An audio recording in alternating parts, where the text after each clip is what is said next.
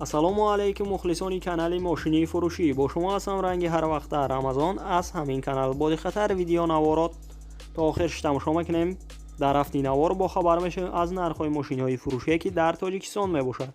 мошинҳо аз ваз 2104 саршидагӣ то Mercedes Sprinter ки мошинҳои шумо дар комментария нависондагӣ будем дар ҳамин ҷо ҳам ҳузур доранд. ва курси имрӯза 1000 рубл баробар аст ба 132 сомонӣ. рақамҳои мо дар рӯи экрани шумо метавонед мошинҳои фурӯшии худатонро дар имо WhatsApp равон кунед. ва касоне ки дар канали мо то ҳозир обуна шидагӣ нестед, обуна шавед, дар видеои мо лайкро бигзорам. мо мегзарем ба мошинҳои фурӯшие ки шумо бисёртар интизорашон ҳастед. боди хатар видео наворот то охирш тамошо мекунем. паса як рекламачаи хурдакак мегзарем ба мошинҳои фурӯшӣ. дӯстони азиз, дар канали Тангиров Мухаммадалӣ конкурс рафтестак. дар конкурсаш 3 мошин мебошад: Mercedes Sechka Avioni ва Hyundai Sonata Toyota Camry. як конверти 100 000 рубла, ду конверти 50 000 рубла ва 25 конверти 10 000 рубла, 80 конверти 5 000 рубла мебошад. 10 телефони Galaxy A10 билет общий 1000 дона, приз 121 дона, нархи билет 3000 рубл мебошад. силкаи каналаш дар описание. касоне ки хоҳиш дорад марҳамат билетоша харидорӣ кунад ва дар каналаш ҳатман обуна шавем. ва мо мегзарем ба мошинҳои фурӯшии худамон.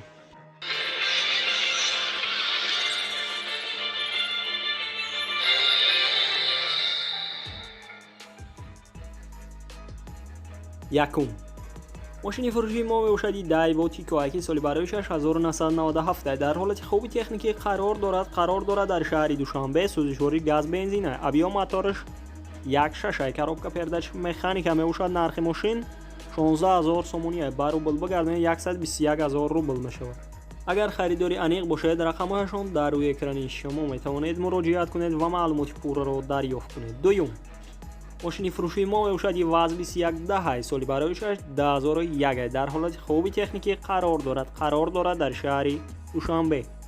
сӯзишвориш газ бензин аст. объём мотораш 1.6 коробка передач механика. нархи мошин 10500 сомонӣ аст. ба рубл бигардонед 79000 рубл мешавад. ранги мошин мокри асфалт аст. кузаш сидан. рақамҳояшон дар рӯи экрани шумо метавонед муроҷиат кунед ва маълумоти пурраро дарёфт кунед. сеюм мошини фурӯшии мо мебошад Mercedes-Benz E-Class ки соли бароишаш 1990 дар ҳолати хуби техникӣ қарор дорад дар шаҳри Хуҷанд. сӯзишвориш дизел аст. объём мотораш 2.5 литр, коробка передач механика. нархи мошин 21500 сомонӣ аст. ба рубл бигардонед 162000 рубл мешавад. ранги мошин сафед аст. кузаш сидан. мошина гуфтае ки 1 сола ҳуҷҷат дорад. миллиардник камтарак кор дорад. агар харидори аниқ бошед, рақамҳояшон дар рӯи экрани шумо метавонед муроҷиат кунед ва маълумоти пурраро дарёфт кунед. ва мо мегзарем ба дигар мошини фурӯшӣ. чорум ваз 2107 соли бароишаш 1999 дар ҳолати хуби техникӣ қарор дорад дар Хуҷанд. сӯзишвориш бензин газ аст. объём мотораш 1.3 коробка передачаш механика. нархи мошин 13500 сомонӣ аст. ба рубл бигардонед 110000 рубл мешавад. ранги мошин сафед аст. кузаш сидан. мошина гуфтагие ки нормални состоянии и боз гуфтагие ки харидори аниқ занг занед. агар харидори аниқ бошед, рақамҳояшон дар рӯи экрани шумо метавонед муроҷиат кунед ва маълумоти пурраро дарёфт кунед. панҷум мошини фурӯшии мо мебошад Opel Caravan Prasso соли бароишаш 1996 дар ҳолати хуби техникӣ қарор дорад дар Бохтар Қурғонтепа. сӯзишвори газ бензин аст. объём мотораш 1.6 коробка передач механика. нархи мошин 22000 сомонӣ аст. ба рубл бигардонем 166000 рубл мешавад.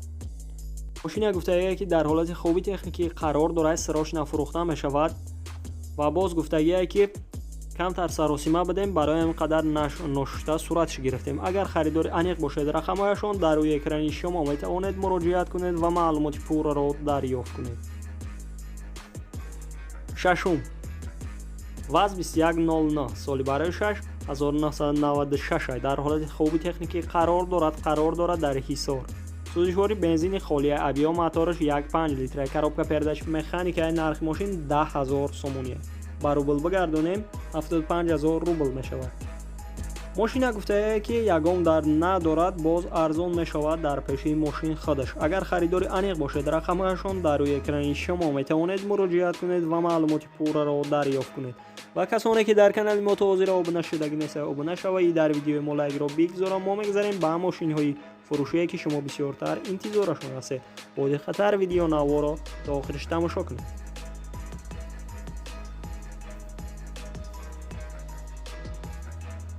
ҳафтум Daewoo Leganza соли барои 6999 дар ҳолати хуби техникӣ қарор дорад дар шаҳри Душанбе.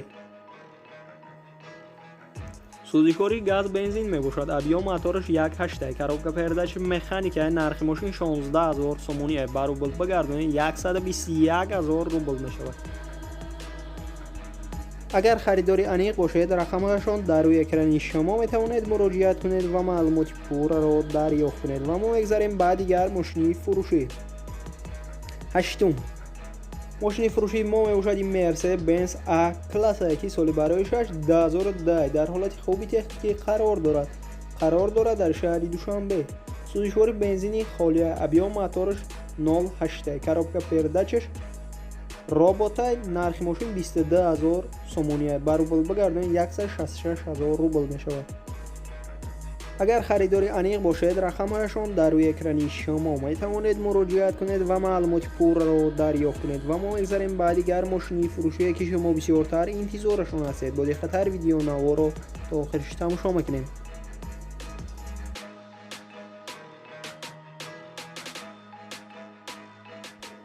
ноҳум Daewoo Tigo соли барои 6998 дар ҳолати хуби техникӣ қарор дорад дар шаҳри Нав. сӯзишвори бензини холия абиё мотораш 1.6, коробка передачи механикаи нархи мошин 13000 сомония. ба рубл бигардонед 98000 рубл мешавад. мошина гуфтае ки дар ҳолати хуби техникӣ қарор дорад. ба ҳамин номеро занг занед. рақамҳояшон дар рӯи экрани шумо метавонед муроҷиат кунед ва маълумоти пурраро дарёфт кунед. ва мо мегзарем ба дигар мошини фурӯшӣ. даҳум Opel Vectra Prasoy соли барои 6999 дар ҳолати хуби техникӣ қарор дорад дар ваҳдат. сӯзишвори газ бензин мебошад. абиё мотораш 1.6, коробка передачи механикаи нархи мошин 20000 сомония. ба рубл бигардонед 151000 рубл мешавад. ранги мошин сиёҳ аст, кузаш сидан. мошина гуфтае ки дар ҳолати хуби техникӣ қарор дорад. мотор ходовоиш ҳамаш 100% мебошад ва 5 баллони нав дорад. аккумулятораш навай гуфтае ки боз муомилаам дорад. агар харидори аниқ бошед, рақамҳояшон дар рӯи экрани шумо метавонед муроҷиат кунед ва маълумоти пурраро дарёфт кунед. ва мо мегзарем ба дигар мошини фурӯшӣ. 11 Opel Zafira соли барои 2003 дар ҳолати хуби техникӣ қарор дорад дар шаҳри Душанбе. сӯзишвори бензин газа абиё мотораш 1.8, коробка передачи механика мебошад. нархи мошин 42000 сомония. ба рубл бигардонед 318000 рубл мешавад.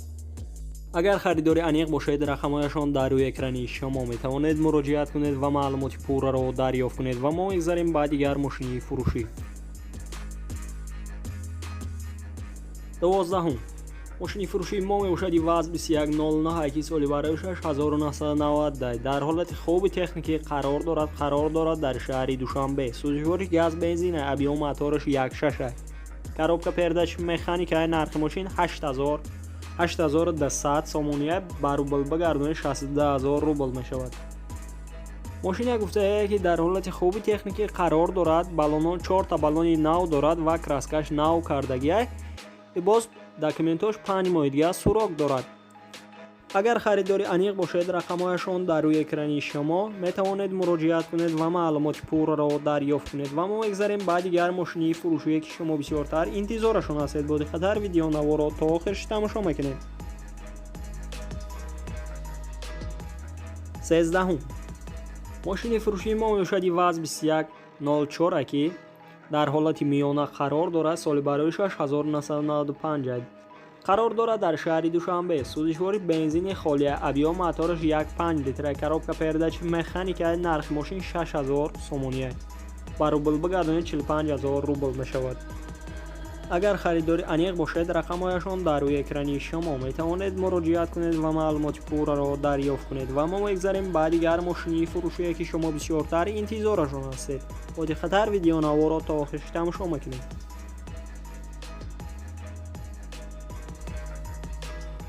14 ماشین فروشی ما میباشد این مرسدس اسپرینتر که سالی برای 2007 در حالت خوبی تکنیکی قرار دارد در شهر خوجند. سوزشوارش دیزل ابیا موتورش 9 لیتر коробка передач مکانیک میباشد. نرخ ماشین 85000 سومونیه.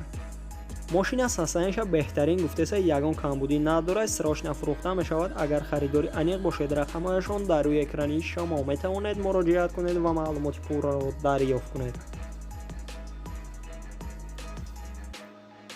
15 اوپل سیدان سالی برای 6997 در حالت خوبی تکنیکی قرار دارد در باختر قرغان تپه. سوزشواری بنزین گاز ابیا موتورش 1.6 коробка передач مکانیک میباشد. نرخ ماشین 33000 سومونیه برای روبل بگردانید 250000 روبل میشود. ماشین گفته که سستنش نرمال نیه. اگر خریداری انیق باشد رقمهایشان در روی اکرانی شما می توانید مراجعه کنید و معلومات پورا را دریافت کنید و ما میگذاریم بعد دیگر ماشینی فروشی که شما بسیارتر انتظارشان هستید. با دقت ویدیو نوار تا آخر تماشا کنید.